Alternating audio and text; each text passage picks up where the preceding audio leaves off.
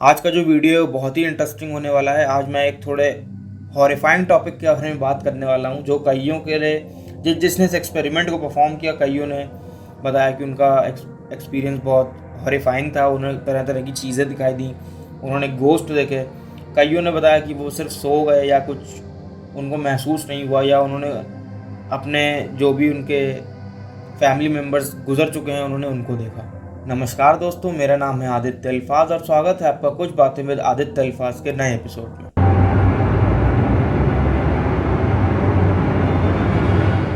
इस एक्सपेरिमेंट का नाम है गासफेल्ड एक्सपेरिमेंट।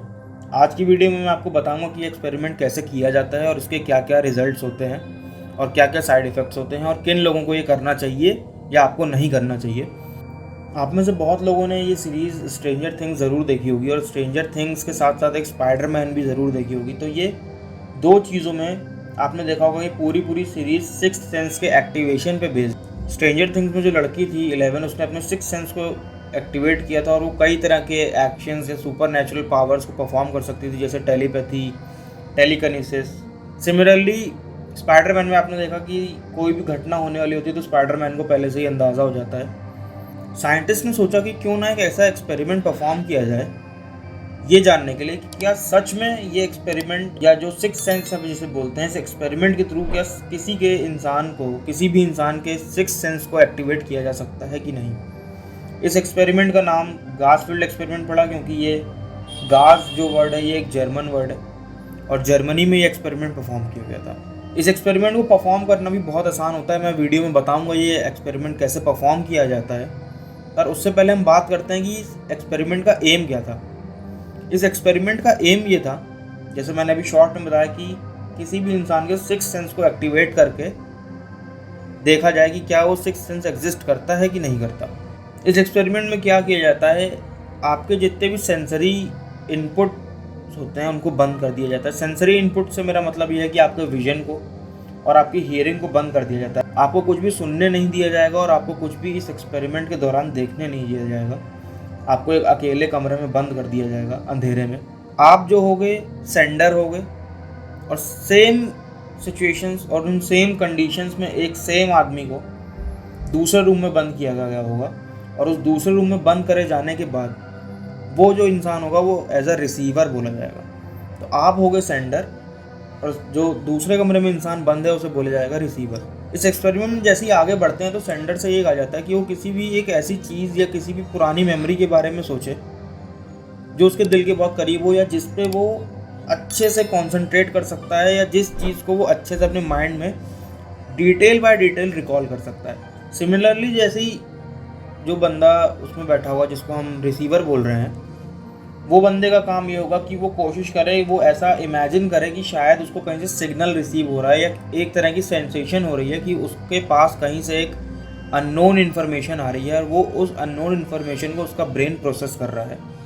तो जब ये प्रोसेस स्टार्ट किया जाता है तब कोशिश ये करी जाती है कि आपका कोई भी सेंसरी इनपुट काम ना कर रहा हो, या आप बाहरी दुनिया की कोई भी आवाज़ या कोई भी चीज़ देख ना पाओ और आपको इसमें आपस में बात करने की इजाज़त नहीं होती। आपको कमरे में अकेला बंद कर दिया जाता है। तो अब सवाल ये उठता है कि इस एक्सपेरिमेंट को किया कैसे जाता है। उससे पहले पर बात करते हैं क्या ये एक्सपेरिमेंट करना सही है या गलत है। ये एडवाइस किया जाता है जिन लोगों को स्किज़ोफ्रेनिया या वर्टिगो जैसी बीमारियां हैं वो इस एक्सपेरिमेंट को परफॉर्म ना करें, क्योंकि हो सकता है कि उनका एक्सपीरियंस इस एक्सपेरिमेंट को परफॉर्म करने के बाद बहुत डेंजरस हो। इतना डेंजरस हो कि शायद वो उस चीज़ से कभी उबर ना पाएँ, या फिर वो रियलिटी और इस वर्ल्ड में, या कहूँ मैं इस हेलुसिनेशन के स्टेट में डिफ्रेंशिएट ना कर पाएँ बाद में कि क्या असली था, या फिर जो भी उन्हें एक्सपीरियंस हो वो उसको एक्सप्लेन ही ना कर पाएँ। बाकी जो लोग ये एक्सपेरिमेंट को परफॉर्म करना चाहते हैं वो आराम से परफॉर्म कर सकते हैं, पर मैं यही कहूँगा कि अगर आप ये एक्सपेरिमेंट परफॉर्म करना चाहते हो उसको अपने रिस्क पे करिए। मैं किसी को नहीं कहना चाहता कि वो एक्सपेरिमेंट ये ट्राई करे। अगर कोई एक्सपेरिमेंट ट्राई करता है तो ये उसकी अपनी जिम्मेदारी होनी चाहिए, अपनी समझ होनी चाहिए कि उसको ये चीज़ करनी चाहिए नहीं करनी चाहिए। मैं भी आपको वीडियो में जो बता रहा हूँ मैं यही चाहूँगा कि आप आगे भी जाके, हालांकि मैं जितनी भी चीज़ें आपको बता रहा हूँ मैं बहुत एक्यूरेसी से बता रहा हूँ, मैंने खुद इस पर रिसर्च करी तब मैं आपको ये वीडियो बना के बता रहा हूँ। पर अगर कोई इस एक्सपेरिमेंट को सच में ट्राई करना चाहता हूँ, मैं चाहूँगा कि और डीप रिसर्च करे और सही गलत जाने, तब अगर करे, वैसे ना करे तो ही अच्छा है। तो क्या हुआ, बहुत सारे पैरासाइकोलॉजिस्ट और पैरानॉर्मल एक्सपर्ट्स की एक कम्युनिटी बनाई गई और उस कम्युनिटी ने डिसाइड किया कि क्यों ना एक ऐसा एक्सपेरिमेंट परफॉर्म करें, तो इसकी हमारे कंडीशंस क्या होनी चाहिए। जैसे मैंने आपको बताया कि एक इंसान एक कमरे में बैठेगा जिसे हम सेंडर कहेंगे, एक इंसान दूसरे कमरे में बैठेगा जिसे हम रिसीवर कहेंगे। तो इनकी कौन सी ऐसी कंडीशंस होनी चाहिए जहाँ पे ये एक्सपेरिमेंट को परफॉर्म किया जाए। तो चलिए इसके बारे में बात करते हैं। आपको अगर ये एक्सपेरिमेंट परफॉर्म करना है तो आपको कुछ नहीं करना है, आपके पास एक पिंग पोंग बॉल होनी चाहिए, एक हेडफोन या फिर एक ईयरफोन होना चाहिए और साथ ही साथ एक मोबाइल, लैपटॉप, किसी भी तरह की एक स्क्रीन होनी चाहिए और आपके कमरे में प्राइवेसी और एक अंधेरा, ये बहुत ज़रूरी चीज़ है। जब भी आप एक्सपेरिमेंट करें, जितनी देर के लिए करें, तब तक कोई भी आपको डिस्टर्ब ना करे। बहुत से लोग इस एक्सपेरिमेंट को पैरानॉर्मल एक्टिविटीज़ से जोड़ते हैं, क्योंकि कई लोगों ने कहा है कि उनको तरह तरह के भूत दिखाई दिए या उनके जो फैमिली मेम्बर्स गुजर चुके हैं वो दिखाई दिए। लेकिन साइंस हमेशा यही कहता रहा है कि हमारा ब्रेन ही है जो इन चीज़ों को अपने परसेप्शन से प्रेजेंट करता है।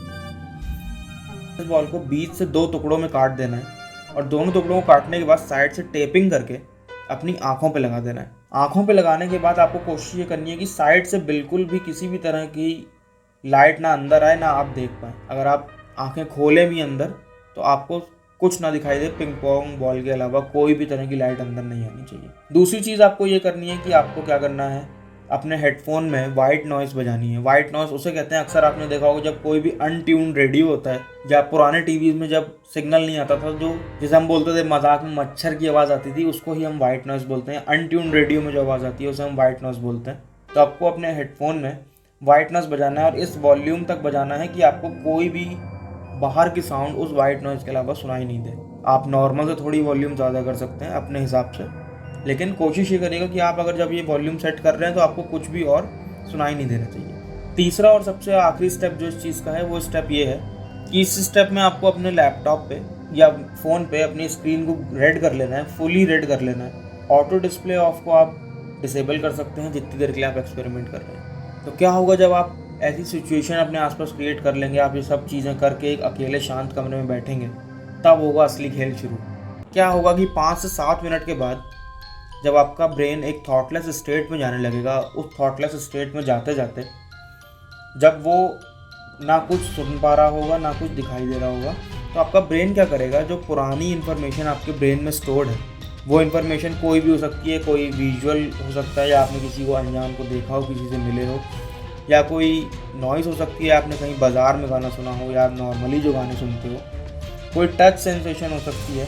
इन तरह की सेंसेशंस को आपका ब्रेन दोबारा आपके सामने प्रेजेंट करेगा अपने परसेप्शन के हिसाब से। तो आपको ये फील होगा कि कहीं ना कहीं शायद मेरे आसपास कोई है या मुझे कुछ ना कुछ दिखाई या सुनाई दे रहा है। साइंस यही कहती है।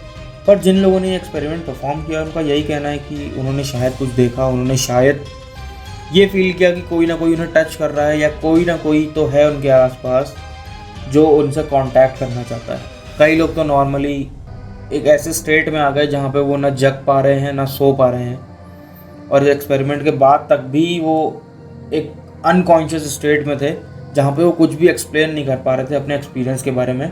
वो ये एक्सप्लेन नहीं कर पा रहे थे कि उनके साथ ये जो घटना हुई है, इस घटना के पीछे कारण क्या है। क्या वो कारण ये है कि उनके दिमाग ने ही ये सब उनको दिखाया? क्या वो कारण ये है कि सच में कोई पैरानॉर्मल एक्टिविटी उनके आसपास हुई? या क्या वो कारण यही है कि हमारी सिक्स्थ सेंस ने यहाँ पे काम किया?